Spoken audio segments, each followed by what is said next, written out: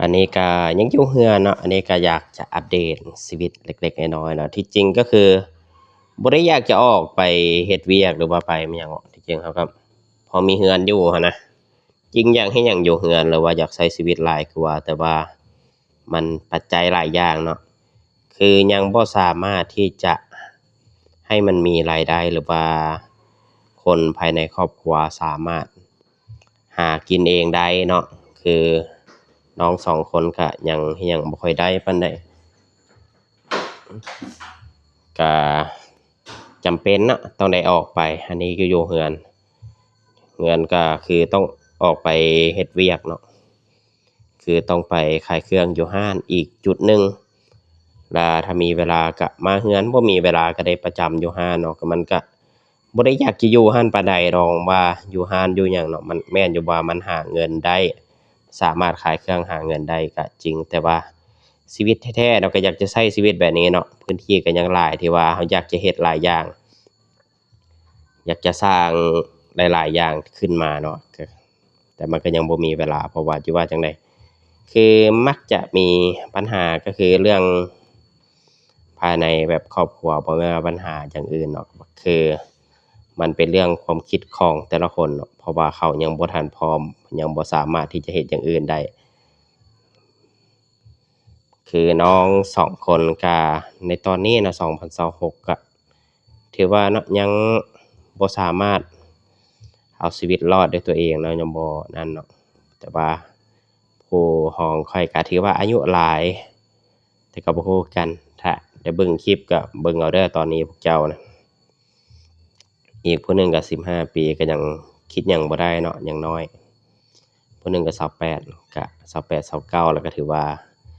มันเกือบครึ่งชีวิตคนละแต่ก็คือยังบ่มีหยังเป็นชิ้นเป็นอันแต่ก็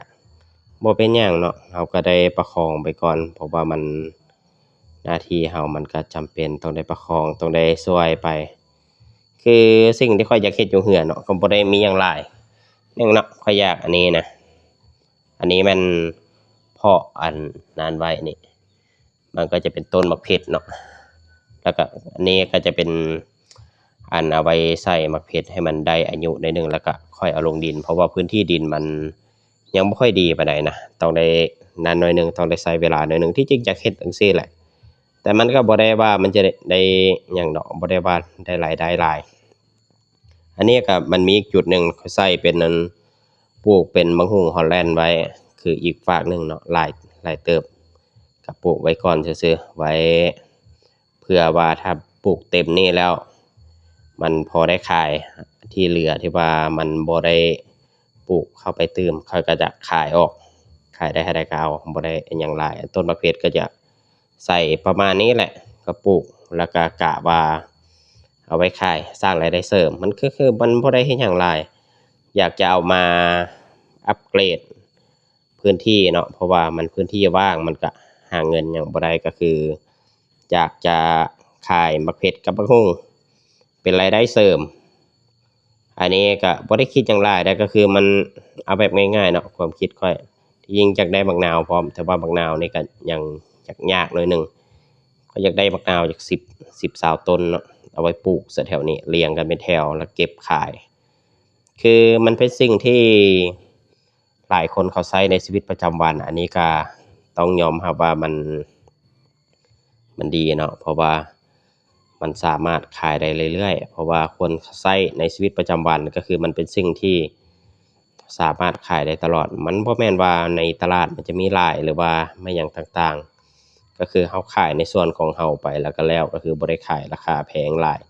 ขายแบบราคาปกติให้เขาเอาไปขายต่อหรือว่าไม่หยังสักอย่างหนึ่งก็พอละบ่ได้ว่าจะเอากำไรหลายแต่ก็คือให้มันมีรายได้เนาะในส่วนหนึ่งก็คือมันเป็นรายได้เล็กๆน้อยๆเนาะอยู่ภายในเรือนเนาะอันนี้ก็ถือว่าอาจจะพอได้เดะแต่ว่าต้องรอให้มันใหญ่ก็อีกประมาณครึ่งปีพู้นเนาะถ้าเป็นมะฮุ่งเนาะถ้าเป็นประเภทอื่นก็ต้องรอเวลาเพิ่มอีกก็คือจะเฮ็ดไปเรื่อยๆแต่พื้นที่แถวนี้โซนแถวนี้ก็คือจะปลูกใส่ให้มันเต็มทุกอย่างแล้วก็พอเก็บขายได้เนาะบ่แม่นว่าเอากะว่าให้รวยดอกให้มันสร้างรายได้ซื่อๆแล้วอีกอย่างหนึ่งสิ่งที่ข้อยเฮ็ดในตอนนี้ก็คือเฮ็ดว่าฟาร์ม าร์มเป็นแบบฟาร์มไก่ตีเนาะบ่ได้เฮ็ดหยังหลายมันสามารถสร้างรายได้ได้แต่ว่ามันต้องรอตามแผนเพราะว่ามันต้องใช้เวลาเนาะกว่าไก่มันจะใหญ่มันต้องใช้เวลาอีกระยะหนึ่งเพื่อให้เห็นผลเนาะคือสำหรับแบบเรื่องไก่ตีหรือว่ามันหยังหั้นนะแต่ภายในครอบครัวเขาก็บ่เข้าใจดอกว่ามันจะเป็นจั่งใดก็คือสำหรับข้อยเอามาแม่นแนวทางข้อยบ่ได้เอามาผสมและเอาขายไปซื่อๆมันลำบากหลายถ้าไปขายจั่งซั้นซื่อๆนะคือถ้าว่ากระแสบ่ได้อันนั้นมันก็ตกสิ่งที่ข้อยเฮ็ดก็คือผสมแล้วเลี้ยงใหญ่กะว่าปั้นลงสนามแดขายไปแดได้ไว้ใดก็เอาไว้นั้นไปเอาเรื่อยๆเนาะก็ช่วงนี้มันก็มีปัจจัยหลายอันนะมันบ่ได้ว่างว่าจะเฮ็ดได้ทุกอย่างพร้อมกันแต่ก็คือเอาแบบเท่าที่เราไหวเนาะอันที่คิดก็คือนี่ปลูกประเภทพืชผักมาหยังต่างๆขึ้นมานี่ในอนาคตก็อยากประเภทสำกิ่งขายพู้นแหละแต่ว่ายังบ่ฮอดเวลานั้นเนาะอันนี้ก็อยากเฮ็ดแบบเป็นรายได้เสริมไปเนาะถ้าว่าอยู่นี่นะมันสามารถเฮ็ดได้หลายอย่างมันมีหลายแนวมันได้เรียนรู้ตลอดมันได้รู้หลายอันคือมันสามารถเฮ็ดได้แต่ว่าตอนนี้ก็คือกำลังเตรียมแผนเนาะอันนี้ก็ประเภทบักเพชรอีกฝากหนึ่งก็จะเป็นบักฮุ่งส่วนบักนาวแล้วมันอาจจะได้ซื้อเบี้ยมันมาใส่เอาง่ายกว่าเพราะใส่ตัวนี้ก็ใส่สองต้นเข้าไปเนาะมันบ่ได้หลายต้องการอีกประมาณ10ต้นเนาะเรียงแถวกันใส่เลยก็คือเอาแบบจัดแบบเต็มที่ไปเลยเนาะประเภทพืชพวกนั้นก็คือมันพอเก็บกินได้เด้ถ้าแบบปกติทั้งพ่อแม่แล้วก็เมียอันนี้เพิ่นมักกินแต่ข้อยบ่มักกินปานใดแต่ข้อยก็ปลูกไว้ให้เพิ่นอันนี้ก็บ่มีหยังหลายเนาะก็คือมันเป็นสิ่งที่เอามาใช้เล็กๆน้อยๆก็คือสร้างทุกอย่างให้เกิดประโยชน์เนาะเดี๋ยวนี้ไก่ข้อยก็เริ่มใหญ่ขึ้นมาแล้วเริ่มจะได้อายุแล้วก็อันช่วงท้ายปีเนาะ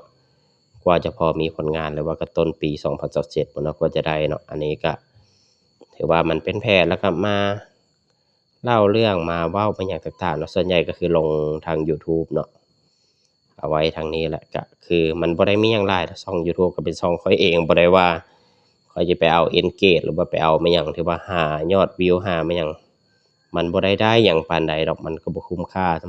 ำบางเทื่อเนาะสร้างรายได้จากยูทูบกับที่ข้อยขายเครื่องชั่วโมงหนึ่งก็เทียบกันบ่ได้ดอกข้อยขายเครื่องชั่วโมงหนึ่งมันก็บางเทื่อมันก็ได้หลายกว่าเฮ็ดยูทูบมาเป็นเดือนเป็นปีก็มีมันเวลามันต่างกันเงื่อนไขมันบ่คือกันก็ยูทูบก็เป็นอีกช่องทางหนึ่งของข้อยน่ะบ่ได้มีหยังหลายเนาะข้อยก็สร้างขึ้นมาซื่อๆพอมีอีกช่องทางอีกช่องหนึ่งเอาไว้ลงข้อมูลลงเรื่องราวต่างๆของตัวข้อยเองเอาไว้เนาะบ่ได้มีหยังหลายในชีวิตนี้ก็อยากจะฝากทุกอย่างไว้ทุกช่องทางเนาะเพราะว่าเราอยากจะสร้างหลายๆอย่างที่ว่าเราผ่านโลกมาแบบใดเราก็อยากจะเล่าประสบการณ์เล่าหยังหรือว่าแม่นหยังต่างๆแนวคิดของเราแบบใดเราก็อยากเอาลงช่องทางของตัวเองแบบประมาณนี้